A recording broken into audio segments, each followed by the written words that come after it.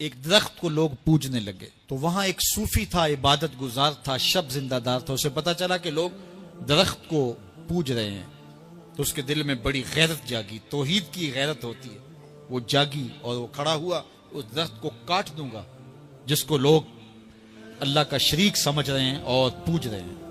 ہاتھ میں کلہاڑا پکڑا اور اس درخت کو کاٹنے کے لیے نکلا. راستے کے اندر شیطان کھڑا تھا. اس نے کہا میں تو نہیں جانے دوں گا, اور شیطان نے راستہ روکا. اس نے پٹک کے شیطان کو زمین پہ مارا اور اس کی چھاتی پہ بیٹھ گیا.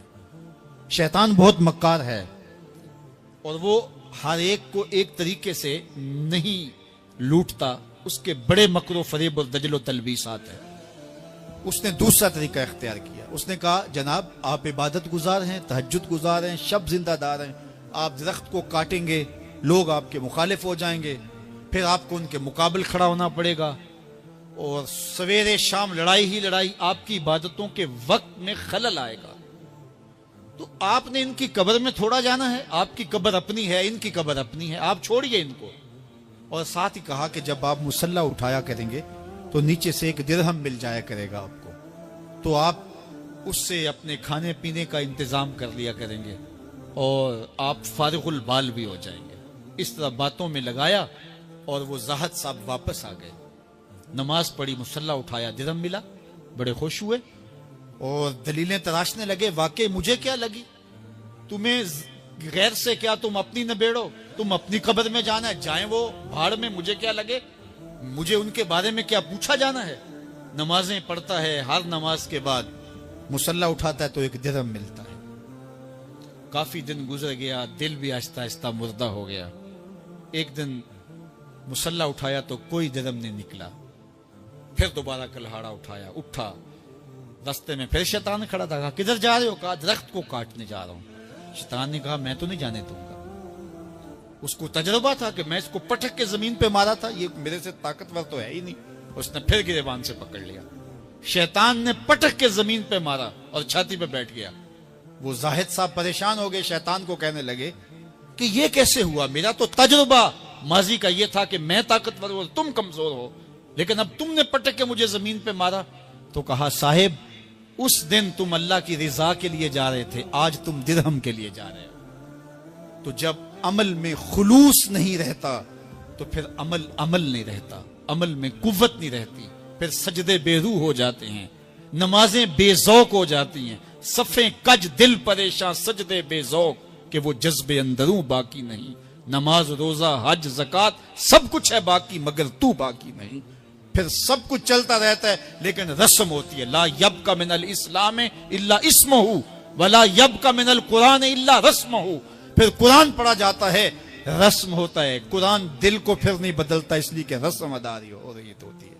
جب رسم ادا ہو رہی ہو تو پھر قرآن دل کو نہیں بدلتا. جب قرآن کے طور پہ پڑھا جا رہا ہو پھر یہ دلوں میں رنگ اتارتا ہے اور معرفت کا نور دیتا ہے اور دلوں کے زنگ اتارتا ہے. ہماری زندگی بڑی قیمتی ہے, ایک ایک سانس با مقصد ہونا چاہیے, لیکن ہم اپنے وقت کو کس آوارگی کے ساتھ, کس بے دردی کے ساتھ گزارتے ہیں. حضرت امام شافعی کہتے ہیں کہ میں نے فقیروں سے 2 باتیں بڑی پتے کی سنی اور انہوں نے مجھے بڑا نفع دیا. یہ بہت بڑے بزرگ ہونے کے باوجود, اتنے بڑے عالم اور فقیہ ہونے کے باوجود یہ درویشوں کی صحبت میں جا کے بیٹھتے تھے. حضرت امام احمد بن حنبل کو کسی نے دیکھا کہ حضرت بشر حافی کے پیچھے دوڑ رہے ہیں, تو کسی نے کہا اتنے بڑے امام ہو اور اتنے بڑے فقیہ ہو, اس فقیر سے کیا ڈھونڈتے ہو, بشر حافی سے کیا تلاش کرتے ہو؟ تو حضرت امام احمد بن حنبل نے کہا کہ احمد بن حنبل جس رب کو مانتا ہے بشر حافی اس رب کو جانتا بھی ہے. تو فقیروں کی باتیں بڑی پتے کی ہوتی ہیں. تو کہتے ہیں کہ فقیروں کی 2 باتوں نے, امام شافعی بولے, کہ مجھے بڑا فائدہ دیا. ایک تو یہ الوقت سیف قاطع, وقت کاٹ دینے والی تلوار ہے.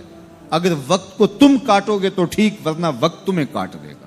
اب تمہاری مرضی ہے کہ وقت کے گھوڑے پہ تم سوار ہو کے اپنی مرضی سے وقت کو چلاؤ, یا پھر تم وقت کے رحم و کرم پہ ہو اور اس کی موجیں تمہیں جس سمت چاہیں بہا لے جائیں. اب تمہارا اختیار ہے کہ تم اپنا وقت کیسے گزارتے ہو. دوسری بات جس نے مجھے بڑا نفع دیا وہ یہ کہ اپنے آپ کو نیکی کے کاموں میں لگا دو, ورنہ نفس تمہیں برائی کے کاموں میں مشغول کر دے گا. اپنے ارد گرد تانا بانا ایسا بن لو، اپنے حالات ایسے بنا لو، اپنی دوستیاں ایسی وضع کر لو کہ تم نیکی کے ماحول میں رہو، ورنہ شیطان برائی کے اندر مبتلا کرنے میں دیر نہیں کرے گا اور نفس تمہیں جو ہے وہ شر میں مبتلا کر دے گا۔ تو فرمایا کہ کسی شخص کے اسلام کا حسن یہ ہے کہ وہ بے مقصد کاموں کو چھوڑ دے۔ ہم تو بعض اوقات بیٹھتے ہیں تو گھنٹوں بے مقصد بیٹھے رہتے ہیں اور قیمتی سے قیمتی وقت ضائع کرتے ہیں۔ حضرت اویس کرنی رضی اللہ تعالیٰ عنہ کو حضرت عمر رضی اللہ تعالیٰ عنہ اور حضرت علی المرتضیٰ رضی اللہ تعالیٰ عنہ ملنے گئے، حضور کا سلام دیا، حضور کا پیغام دیا، اللہ اکبر۔ تو ویسے کرنی تو تڑپ گئے نا، چشمان سے آنسو ہیں اور بار بار پوچھتی ہیں میرے حضور کے لبوں پہ میرا نام کیسے آیا تھا۔ حضور نے کہا تھا نا کوئی اویس بن عامر کو ملے اور میرا سلام دے اور اس سے کہے کہ میری امت کی بخشش کی دعا کرے، اللہ اکبر۔ تو یہ ملنے گئے حضور کی وصیت اور حکم کے مطابق، حضور کا سلام دیا تو یہ بار بار کہتے تھے حضور کے لبوں پہ میرا نام کیسے آیا، اللہ اکبر۔ تو جب یہ تڑپ دیکھی تو کہا اتنی محبت اور اتنا پیار تو حضور کو ملنے نہیں آئے، حضور کو دیکھنے نہیں آئے۔ تو حضرت اویس کرنی فرمانے لگے تم نے میرے حضور کو دیکھا ہے؟ تو یہ خاموش ہو گئے تو کہنے لگے میں نے نہیں نہ دیکھا تو مجھ سے پوچھ لو، تم پہلے بتاؤ کہ حضور کے ابرو جڑے ہوئے تھے یا کھلے ہوئے تھے؟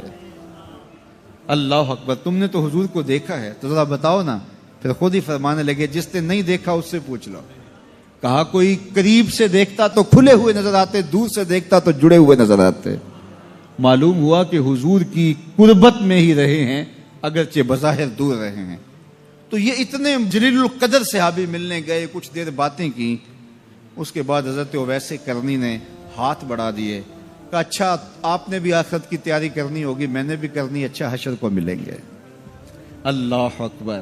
تو وقت بہت قیمتی ہے، کسی کے اسلام کا حسن یہ ہے کہ وہ بے مقصد کاموں کو ترک کر دے۔ جس طرح ڈھال آپ کر دیتے ہیں جنگ میں برستے ہوئے تیروں کے سامنے تو وہ تیر ڈھال سے ٹکرا کے گر جاتے ہیں اور آپ کو نقصان نہیں پہنچتا، تو روزہ بھی آتش دوزخ سے ڈھال ہے، جہنم کی آگ سے بچانے والا ہے۔ روزے دار کو اللہ کی خاص رحمت نصیب ہوتی۔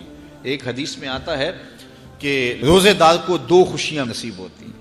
ایک خوشی اسے تب ملتی ہے جب وہ روزہ کھولتا ہے، جب سارے دن کی بھوک اور پیاس کاٹنے کے بعد شام کے لمحے ہوتے ہیں اور پھر روزہ منزل تک پہنچتا ہے، تو کس مسرت اور خوشی اور سرشاری کے عالم میں روزہ دار ہوتا ہے کہ شکر ہے کہ اتنی لمبی اور اتنی سخت گرمی کے ماحول کی شدت کے باوجود اللہ تعالیٰ نے مجھے روب منزل کیا۔ تو اس وقت ایک احساس اس کے ساتھ جڑا ہوتا ہے، اور پھر جب وہ ٹھنڈا اور میٹھا مشروب اپنے کام و دہن میں ٹپکاتا ہے اور وہ ٹھنڈا میٹھا مشروب اس کی رگوں کو تر کرتے ہوئے معدے کی طرف بڑھ رہا ہوتا ہے، اس کی زبان بولے نہ بولے دل اللہ کا شکر ادا کر رہا ہوتا ہے، اس کا ایک ایک عضو بدن رب کا شکرانہ ادا کر رہا ہوتا ہے۔ وہ ٹھنڈا اور میٹھا مشروب رگوں کو تر کرتا ہوا آگے بڑھتا چلا جاتا ہے، لیکن شکرانے کا وہ پیکر بن جاتا ہے۔ وہ ایک مسرت، ایک خوشی کا عالم ہوتا ہے کہ روزہ بھی نب گیا، سارے دن کی تکلیف بھی کٹ گئی اور اللہ نے مجھے افطار کے لمحوں تک پہنچایا۔ فرمایا روزے دار کو ایک خوشی تب ملتی ہے جب وہ روزہ کھولتا ہے، وَفَرْحَةٌ عِنْدَ لِقَاءِ رَبِّهِ، اور دوسری خوشی روزہ دار کو تب ملے گی جب روزے کے صلے میں اللہ اپنا دیدار عطا فرمائے۔ بنی آدم کے جتنے بھی عمل ہیں 10 سے لے کر 700 گنا تک اس کا ثواب اولاد آدم کو اس کا دیا جاتا ہے۔ جتنا گڑ ڈالو اتنا ہی میٹھا، تو بعض کو 10 گنا، بعض کو 70 گنا، بعض کو 100 گنا، بعض کو 700 گنا، تو 10 سے لے کر 700 گنا تک بندے کے اعمال کا صلہ دیا جاتا ہے۔